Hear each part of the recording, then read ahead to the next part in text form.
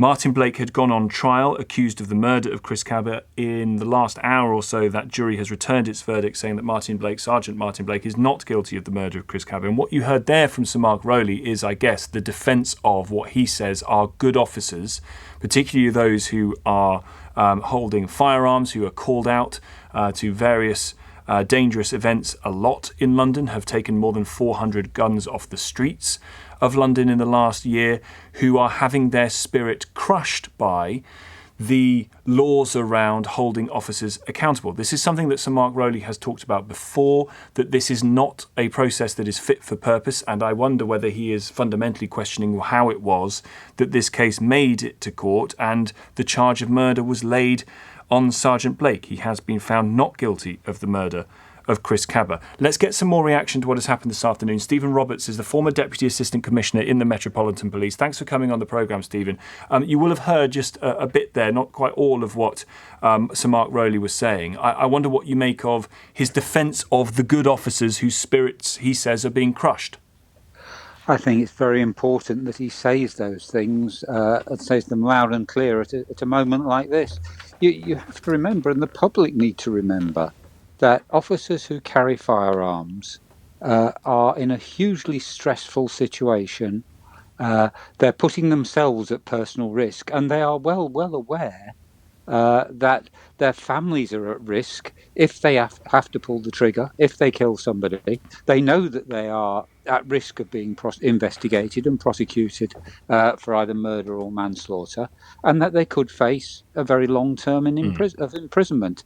Now, if we want officers to undertake those sorts of duties, we do have to support them. It's quite right and quite proper that every single use of police firearms is investigated by an independent body, and that, as in this case, if there is evidence that might suggest there's been an unlawful homicide, that it's put before a jury who has all the facts and can come to the right decision. But I've been a firearms officer. I know what it's like. I was extremely fortunate that I didn't have to actually pull the trigger. But this officer and other officers in similar positions really do have my absolute sympathy and support. The incident in Streatham saw a single shot being fired towards Chris Kaba, which killed him.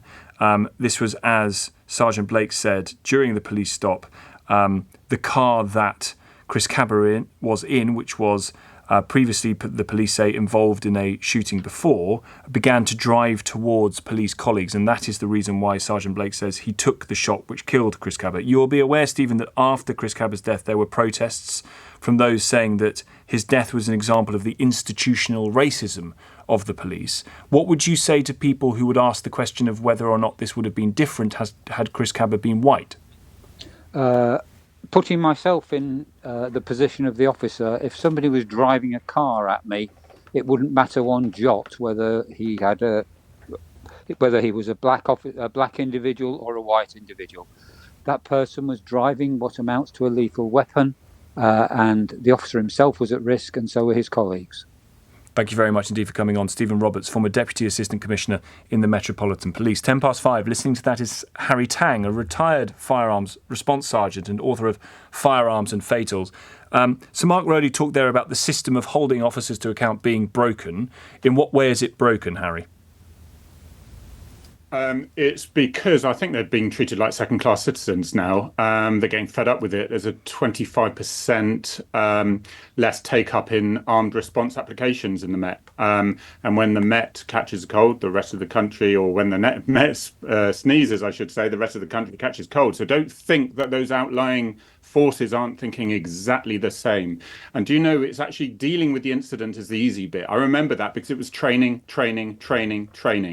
And so you were very comfortable in that position. It was a very responsible position. The bit that was the frightening bit was the aftermath. And there, for the grace of God go we, is what we felt. Is because were we going to be made an example of? And I'm not talking about this particular case, but if you have, especially if a black person is involved, we know how sensitive that is. And we know that there's more likely to be riots with that situation. And we know then that officials, be it with the CPS, might decide that maybe that is for the public interest to go for a jury to decide, as opposed to CPS making the decisions like is made so many times. I did hear a comment about it was the black community felt that it was because he was black. I can't go into what crimes he was involved or not. We're not going to go into that. So generally speaking, the statistics are very clear that you're not more likely to be shot if you are black. Those statistics are very clear, and it's 0.05. So one shooting in every 2,000 authorized firearms incidents. So we need to stop all this accusations and immediate knee-jerk reactions of going for riots, and we should stop. We should start treating these things as equal, whether you're black, whether you're white. And it was outrageous that this went to the CPS. And thank goodness this result came to as it was, because we would be all in a lot more danger if this was a guilty. Why is it outrageous that it went to the CPS when there is clearly a case to answer about why Chris Kaba, who was unarmed, was shot dead? Well, I was also dual-rolled in road death investigation. I attended 150 fatal road traffic collisions of all ages, and those were by accident. A car is a lethal weapon. 1.5 tons driving past you every day is far more dangerous than someone walking down the street with a shotgun, for example. So let's forget all this stuff that, whether there was a gun or wasn't a gun or whatever.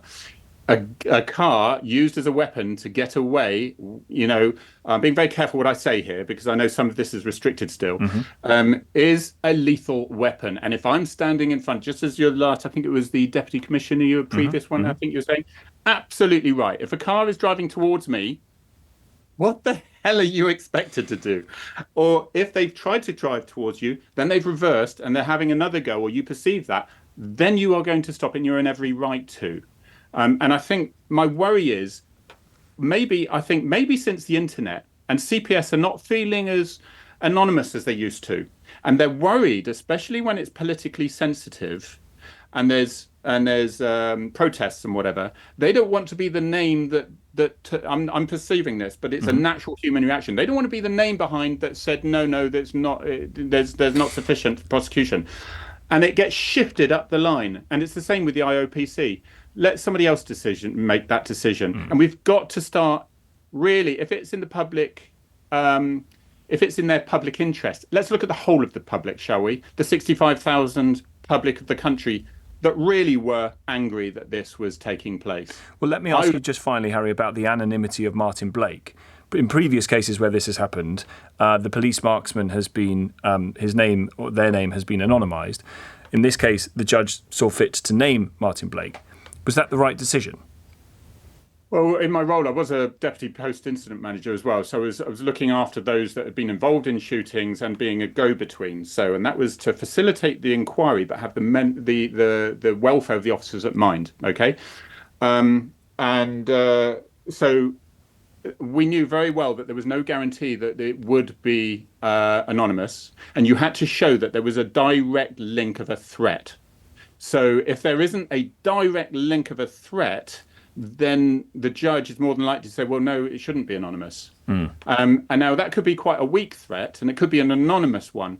And I don't know the details with this, but I'm surprised there wasn't just something coming through on social media that would be perceived as a threat. But the judge thought not. Now, 2 years of utter hell, and bad enough for anyone to go to prison. But if you know you did the right thing, but you haven't got faith in the system anymore, and you wake up and you have nightmares every night, and you wake up wondering if you're going to prison as an armed police officer who dealt with organised crime, I mean, how do you cope with that? This, anyone who goes through that, and I had a friend of mine, and this is exactly the same with deaths in custody. The statistics support the professional policing, but somebody who faced a manslaughter charge was a shadow of the man he used to be. It's absolutely disgusting. And this country needs to get a grip. Because I was talking to my good friend in Canada, and he was shocked and he was angry. He said, there's no way that this would happen in Canada. All right. We know how Canada's going, we could say. Harry, thank you very much indeed for coming on. Harry Tangye, retired firearms response sergeant, author of Firearms and Fatal.